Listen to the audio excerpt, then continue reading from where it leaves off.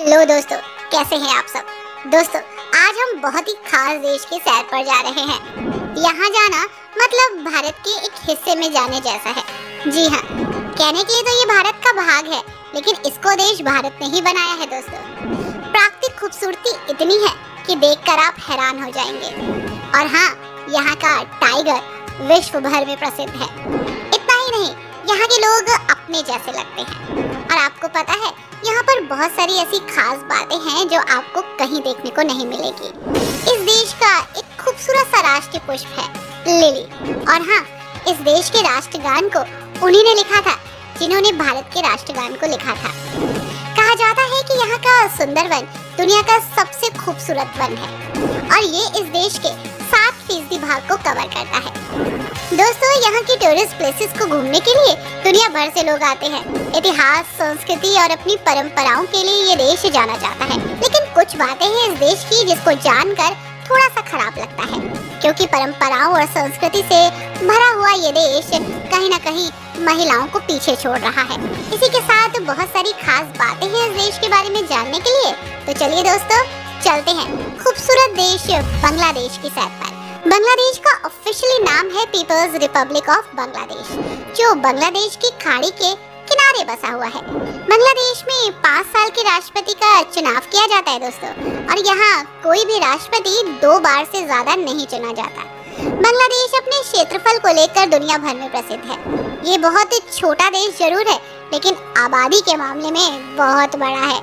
इसी के साथ अपनी मूल भाषा के रूप में 98% से अधिक लोग बंगाली भाषा बोलते हैं, जो कि यहाँ की ऑफिशियल भाषा भी है। दोस्तों, अंग्रेजी भी कहीं कहीं बोली जाती है, लेकिन एक हाई क्लास में।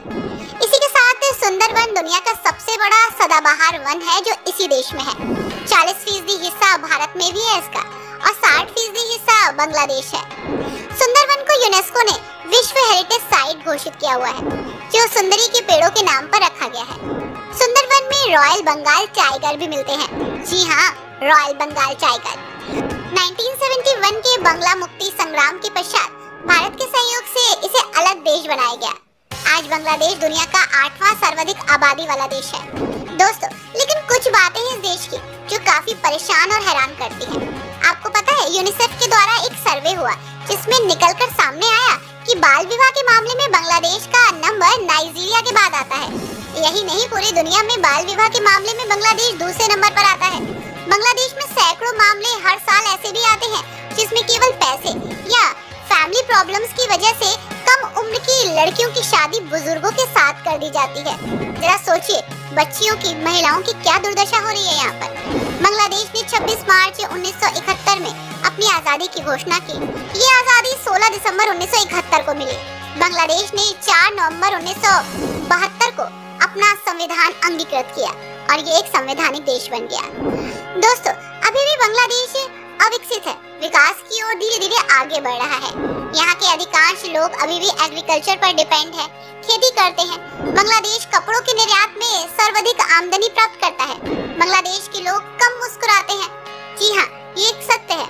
बांग्लादेश का राष्ट्रीय पशु रॉयल बंगाल टाइगर है। रॉयल बंगाल टाइगर 3 किलोमीटर दूरी से ही किसी की भी मौजूदगी भाप लेता है, तो जरा बच के और संभल के।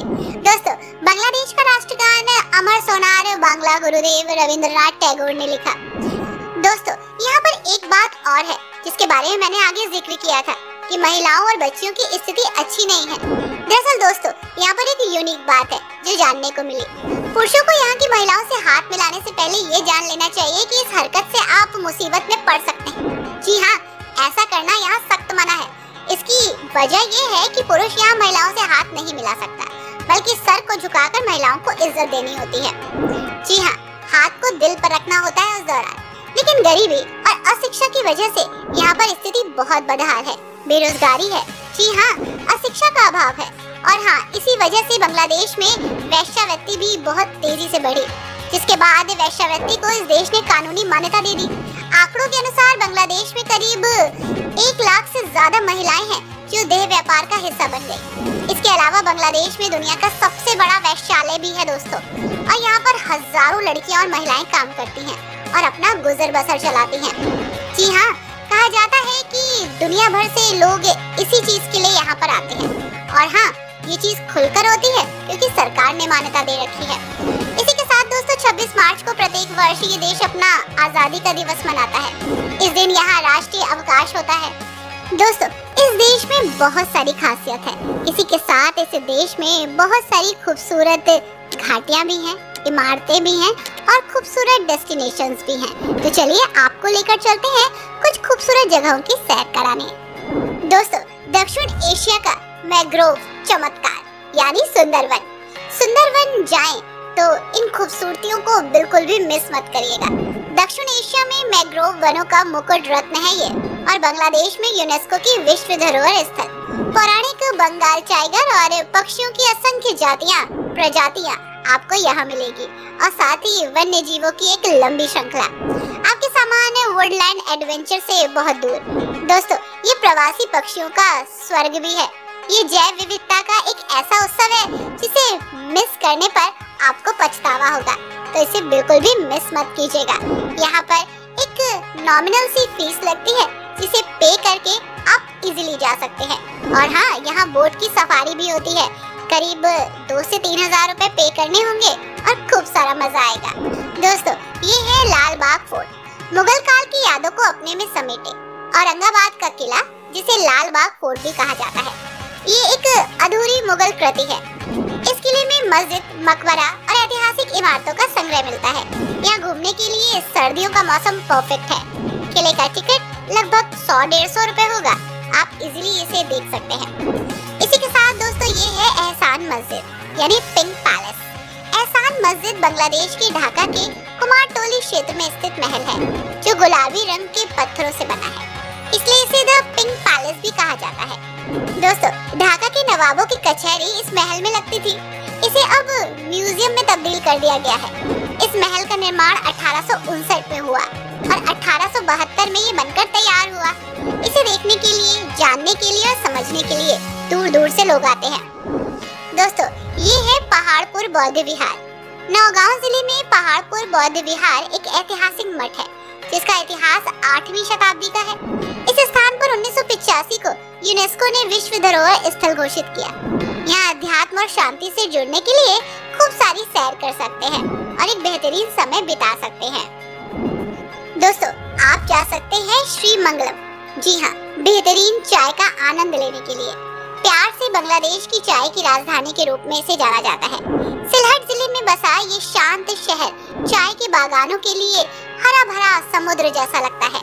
लहरदार पहाड़ियाँ और प्रकृति की मधुर ध्वनियों के बीच ये बेहद ही खास जगह है, जहाँ आप थोड़ा सा आराम कर सकते हैं। बिक्का बील में पक्षियों को देख सकते हैं। चाय के पत्तों से लेकर प्याले तक आप एक बेहतरीन समय बिता सकते हैं। ये जगह आपको बहुत पसंद आने वाली है दोस्तों।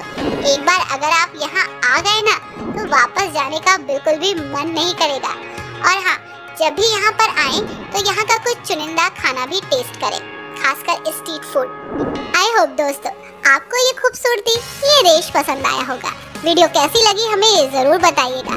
इसी के साथ वीडियो को लाइक और शेयर करना मत भूलिएगा। Thanks for watching. Bye bye and take care.